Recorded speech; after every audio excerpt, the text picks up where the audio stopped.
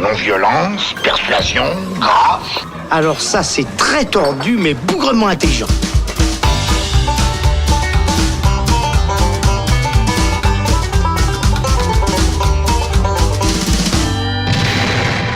Salut les cinéphiles, bonjour à tous et bienvenue dans le Shot, la version courte du Saloon où il sera question de l'Empereur de Paris, la grosse production française de cette fin d'année et certainement l'un des projets les plus ambitieux de 2018 qui est sorti le 19 décembre. C'est un film historique en costume dans le Paris du XVIIIe siècle qui voit Vincent Cassel incarner Vidocq, bagnard iconique devenu flic. L'acteur français retrouve le réalisateur Jean-François Richet après le diptyque sur Mérine. Pour vous servir ce shot, j'accueille Thibaut Ducret. Salut Thibaut. Salut Alex. Thibaut, l'Empereur de Paris est un projet assez ambitieux dans le cinéma français. Il me semble que tu as plutôt aimé le film. De quoi ça parle ? Et puis qu'est-ce qui fait justement que c'est un projet avec des ambitions autant visuelles que narratives ?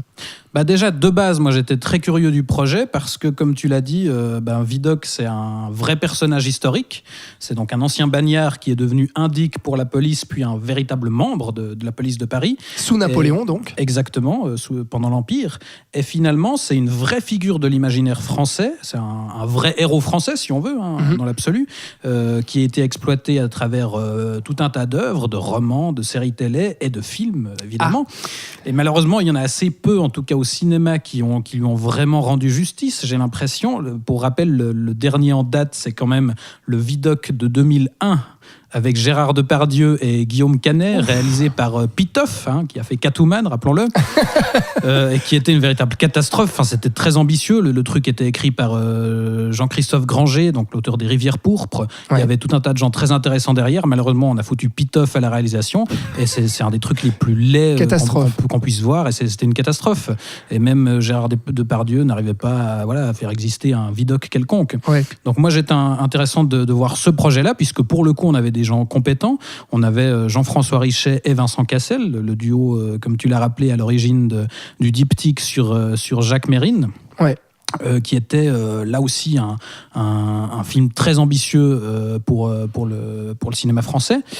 Et pour le coup, on a effectivement un vrai grand spectacle français, comme on en voit assez peu, ambitieux, bien fait, bien réalisé, bien écrit, et ça fait plaisir à voir. Ouais, ça fait plaisir à voir, notamment puisque il y a, comme tu l'as dit, un vrai metteur en scène derrière, qui a de très belles idées de mise en place, de mise en scène, à la fois dans la gestion de l'espace, dans le cadrage. Même s'il n'y a pas tout qui est réussi, il faut qu'on en parle, mais quand même, notamment dans une scène finale qu'on ne va pas dévoiler, mais on peut dire que c'est un affrontement qui est absolument magistral, moi, avec des plans séquences dans tous les coins. C'est ça faisait longtemps que j'avais pas vu ça dans un film de cinéma français, je suis navré. Effectivement, malheureusement, tout n'est pas réussi, on peut trouver à redire, notamment sur l'écriture.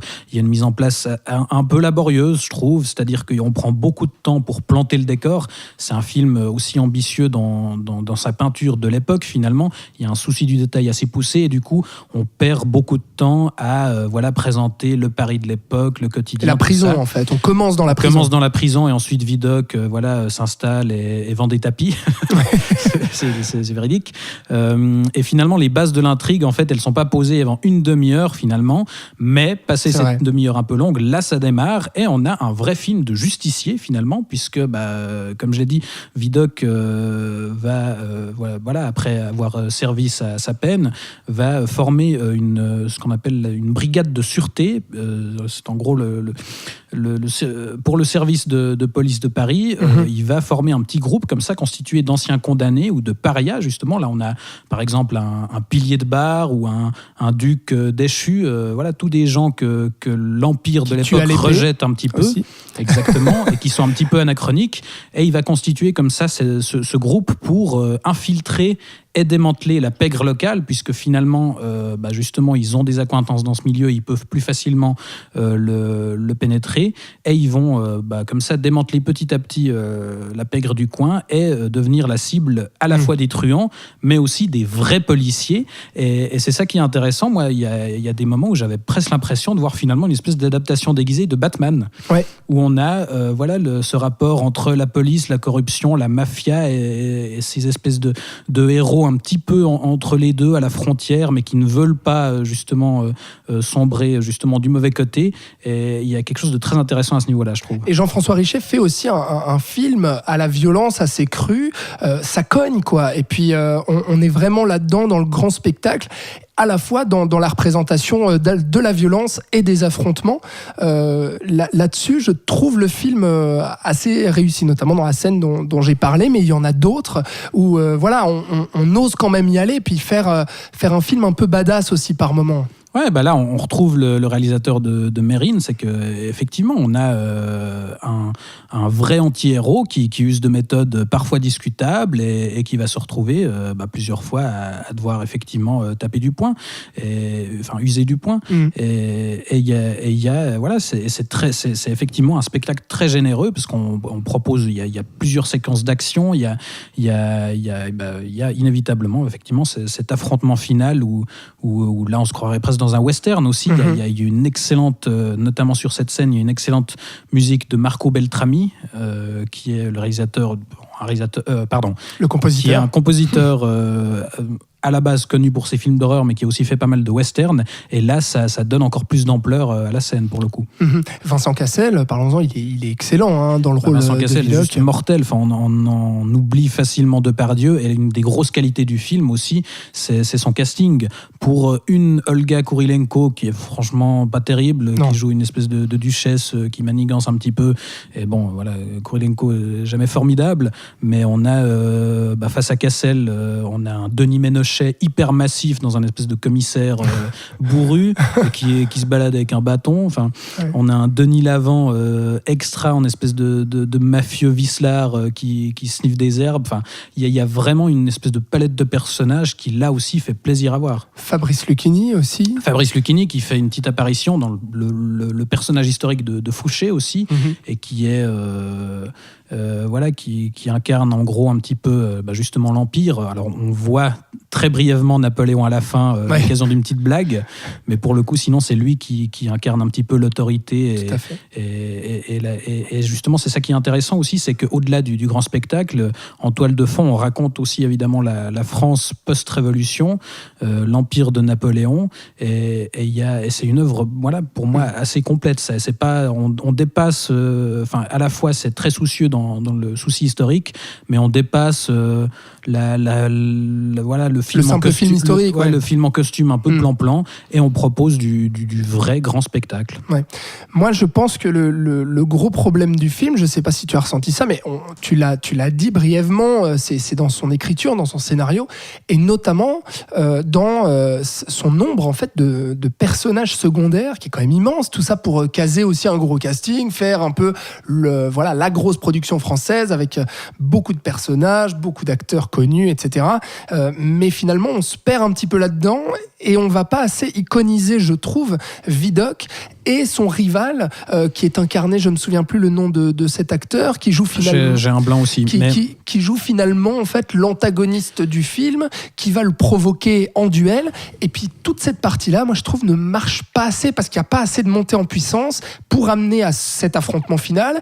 Et donc il y a un peu tout qui, pour moi, retombe comme un soufflet sur cette rivalité de Effectivement, personnages. disons que le souci aussi par rapport à cet arc narratif et l'affrontement entre les deux, c'est que justement cet antagoniste, on le voit au tout début, il disparaît pendant toute une partie de film, et après ensuite il s'impose bien plus tard comme l'antagoniste principal. Mais ça c'est parce que justement le scénario, dans son ambition, il se perd effectivement peut-être un petit peu. En des sous-intrigues un peu.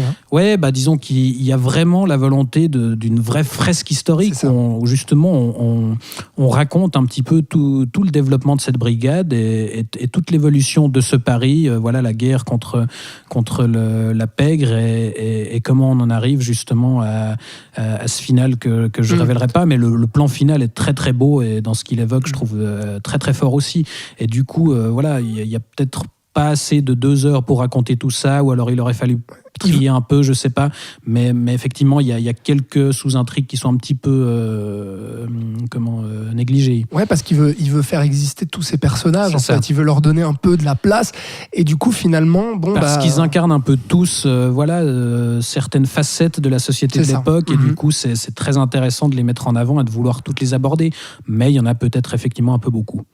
Et puis il y a pour moi une grande réussite dans le casting et dans le film, c'est un ton un petit peu plus léger à travers le personnage de Patrick Chenet qui joue en fait le flic, le premier flic de France, le ministre de l'Intérieur, qui est complètement dépassé, qui connaît rien. C'est d'ailleurs pour ça qu'il va engager Vidocq, qui lui est un bagnard qui connaît les autres bagnards. Et du coup, toute cette partie un petit peu plus humoristique fonctionne absolument parfaitement. Je parlais de Batman tout à l'heure, c'est le commissaire Gordon du film, si on veut bien. Et ça m'a aussi beaucoup fait rire parce que moi, Patrick Chenet, c'est un acteur que j'adore. Et je trouve qu'on retrouve un petit peu le même genre de rôle qu'il avait. Alexandre Astier l'avait choisi pour la dernière saison de Kaamelott pour jouer un peu ce même type de rôle de responsable hiérarchique du héros, mais qui est un petit peu dépassé par les événements. Et je trouve qu'il est juste parfait dans ce genre de personnage. Bon, et bien voilà, L'Empereur de Paris, réalisé par Jean-François Richet, avec Vincent Cassel dans le rôle de Vidocq. C'est en salle depuis le 19 décembre. Merci beaucoup Thibaut de nous avoir servi ce shot. Un plaisir. Et puis vous pouvez aller vous faire votre propre avis en salle avec L'Empereur de Paris, nous dire ce que vous en avez pensé sur nos réseaux sociaux, Facebook et Instagram, et écouter tous les autres épisodes du Saloon sur vos plateformes de streaming préférées. À bientôt.